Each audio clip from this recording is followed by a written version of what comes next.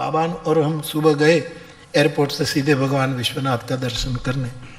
बाबा की कृपा से सरलता से सब हो गया। बाकी तो जलाभिषेक किया। फिर जब हम अभिषेक करते हैं तो उसमें तो जल, दूध, दही, ठीक है, साकर और मध, 5 होती है ना प्रभु पंचामृत में।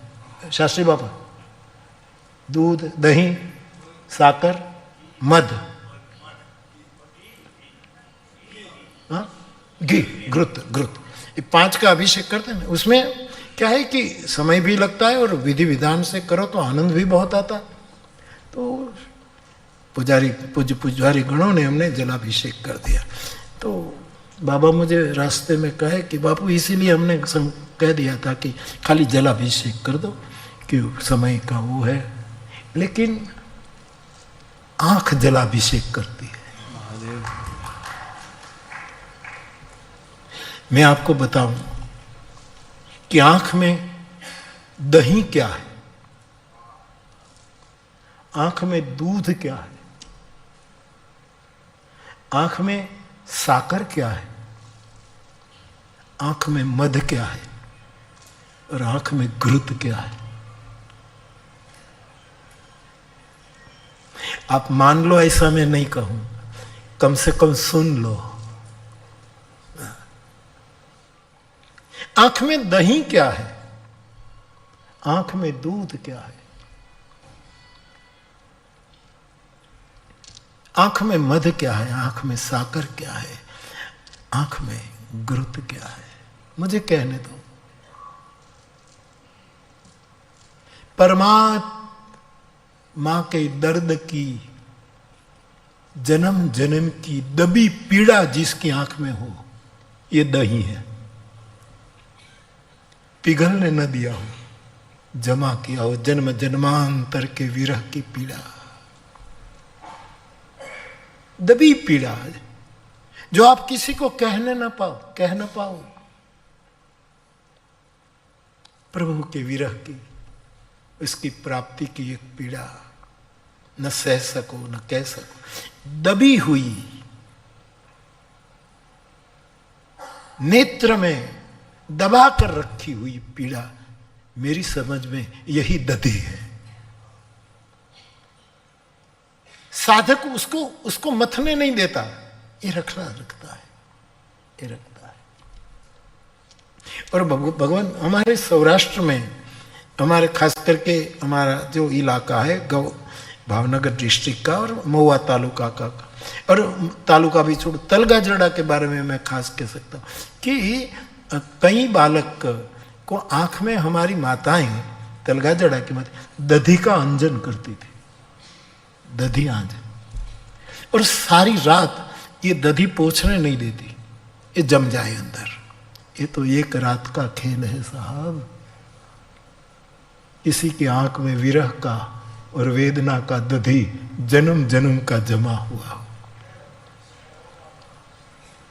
आंख अभिषेक करे, उसका दधी है, दबी हुई पीड़ा, ये दधी है। दही है पयस्विनी धारा। हमारे यहां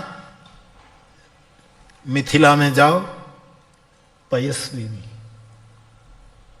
धारा बहती, आंख से आंसू गिरे, वो पय है।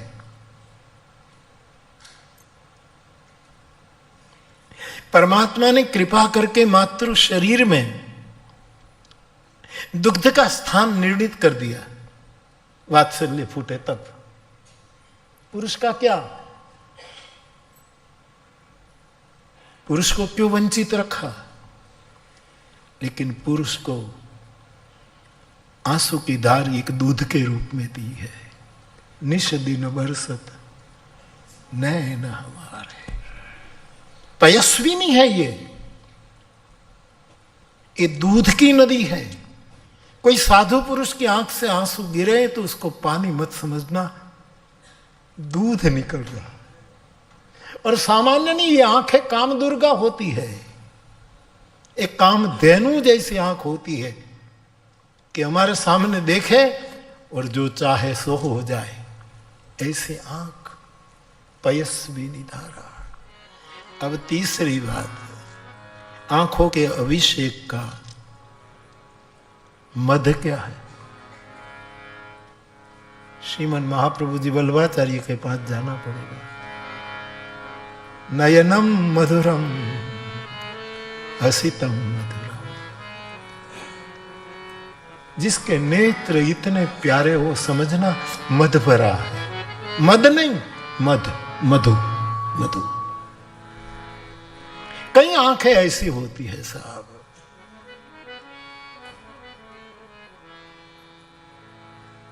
एक बार हमारे सामने देखे तो सूफी लोग कहते हैं निगाह कर्म हो गया, निगाह कर्म हो गया। ये मध है, मधुर दृष्टि, मधुर अवलोकन, मधुर दिग्दर्शन।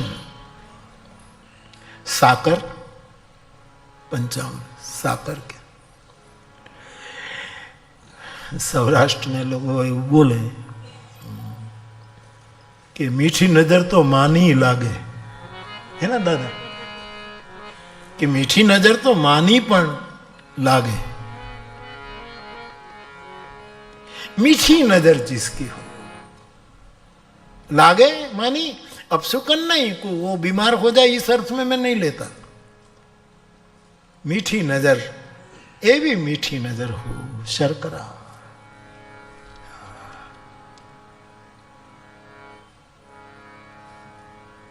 कि वो आंखें हमें कई प्रकार की कटुता से मुक्त कर दे, कई प्रकार की, और स्वादों से मुक्त कर दे। ऐसी मीठी आंखें, ये है गुरु, ये है साकर, रहा गुरुत।